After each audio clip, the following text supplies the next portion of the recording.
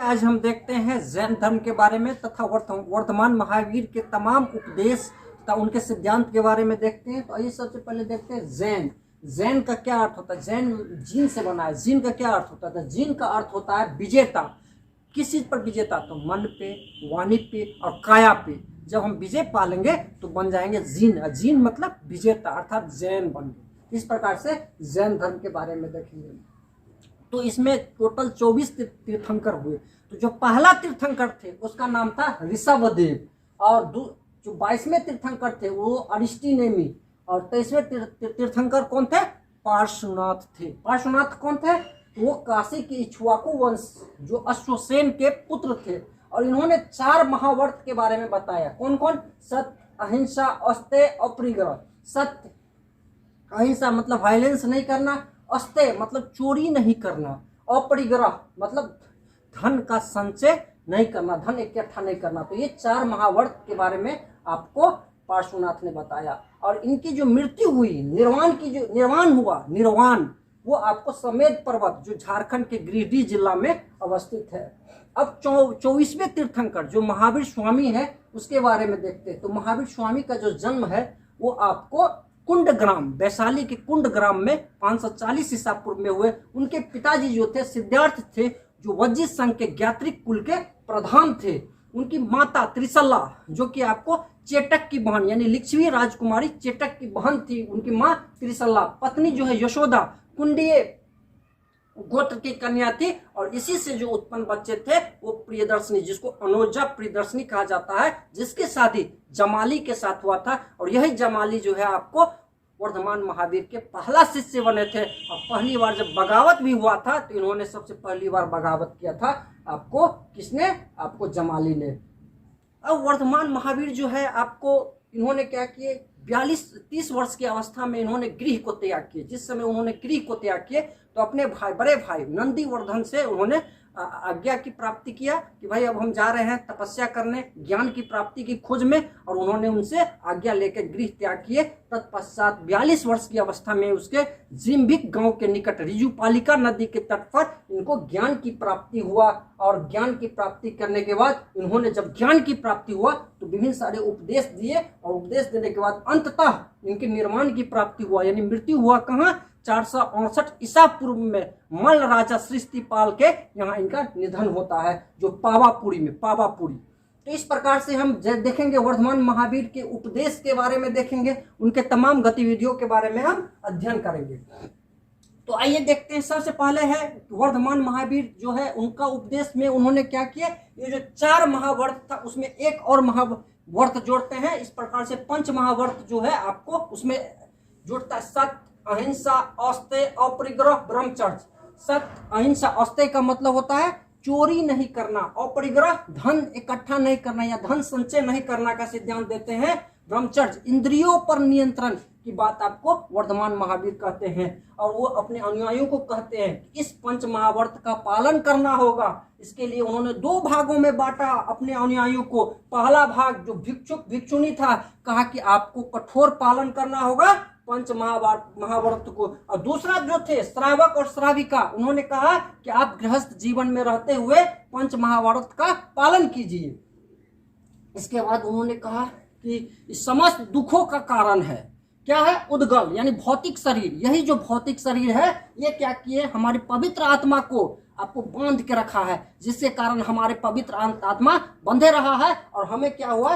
पुनर्जन्म मरण के चक्कर में हमेशा फंसे रहते हैं, जिसके कारण मोक्ष की प्राप्ति नहीं होता है। इसके लिए वो कहते हैं कि इससे पहले इस उद्गल भौतिक शरीर से हमें हमारी पवित्र आत्मा को बाहर निकालना होगा। इसके लिए उन्होंने 2 विधि का उल्लेख करते हैं, संलेखन विधि और संथारा विधि। संलेखन का विधि का तात्पर्य है कि आपको अन्न जल ग्रहण नहीं करना है, उसको त्याग देना है, और इतनी कठोर तपस्या करना है कि आपको आत्मा जो है उद्गल यानी भौतिक शरीर से बाहर निकल जाए।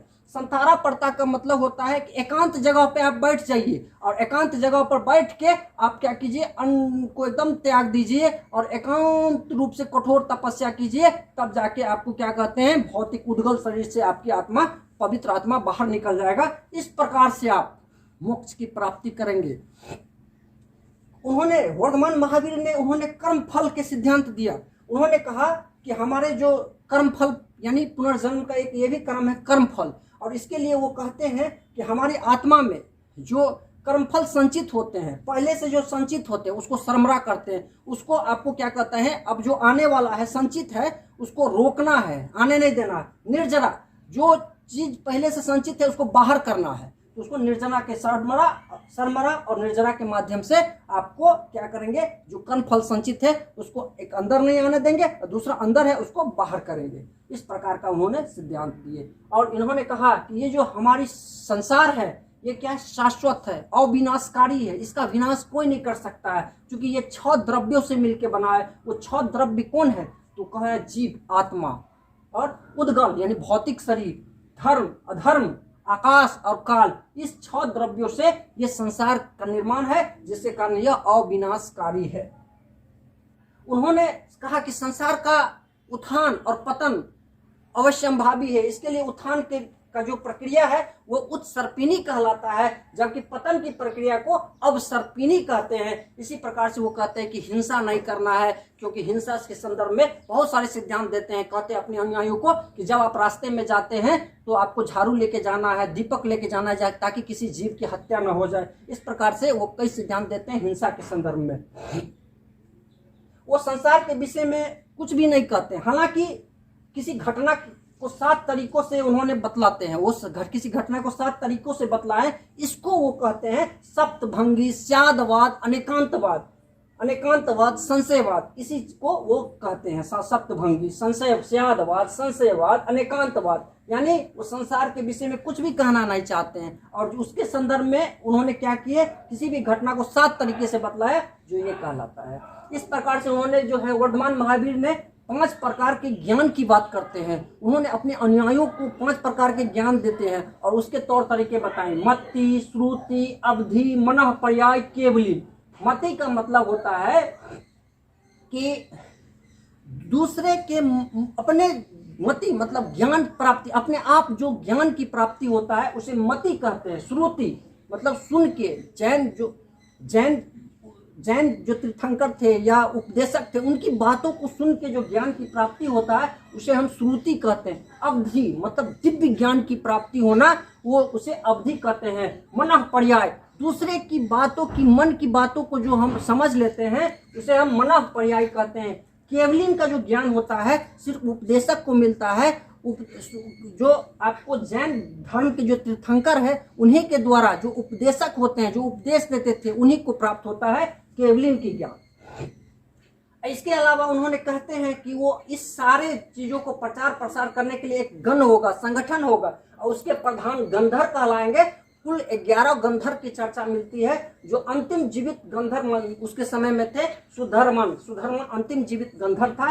इसके अलावा वो वर्धमान महावीर कहते हैं कि जो बौद्ध, जो जैन धर्म को पालन करते हैं उसको 3 चीजों में विश्वास करना चाहिए। वो थे त्रिरत्न में, यानी सम्यक ज्ञान, सम्यक आचरण, सम्यक विश्वास, और यह जो है त्रिरत्न कहलाता है। और इसमें विश्वास करना चाहिए किनको, जो जैन धर्म को मानते हैं, जो जैन को मानते हैं। इस प्रकार से वर्धमान महावीर ने अपने उपदेश दिए, और इनके उपदेश के बाद, इनकी मृत्यु के बाद 2 जैन सम्मेलन हुआ, महासम्मेलन, जिसमें प्रथम जैन महासम्मेलन और दूसरा द्वितीय जैन महासम्मेलन। जो प्रथम जैन महासम्मेलन हुआ उसकी अध्यक्षता स्थूलबाहु या स्थूलभद्र ने किया। इसका समय और स्थान क्या है, 4वीं शताब्दी ईसा पूर्व में आपको पाटलिपुत्रा में हुआ। इसमें क्या होता है कि जैन धर्म 2 भागों में बट जाता है। एक होता है श्वेतांबर, दूसरा होता है दिगंबर। जो श्वेत वस्त्र धारण करते हैं उसको श्वेतांबर, दिगंबर होता है जो नग्न अवस्था में रहते हैं उसको दिगंबर कहा जाते हैं। तो श्वेतांबर के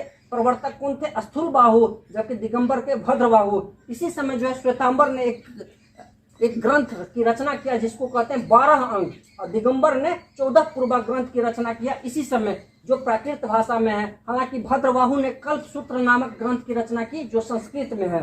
द्वितीय जैन महासम्मेलन आपको, इसका समय 512 ईस्वी में गुजरात के वल्लभी में हुआ। इसके अध्यक्ष देवाधि क्षमा सरवन ने किया, देवाधि क्षमा सरमन ने किया। इस प्रकार से आपने 2 महासम्मेलन हुआ, और ये पूरे जैन धर्म के बारे में आपने देखा, उनके उपदेश के बारे में देखा, और तमाम गतिविधियों के बारे में आपने देखने का काम किया।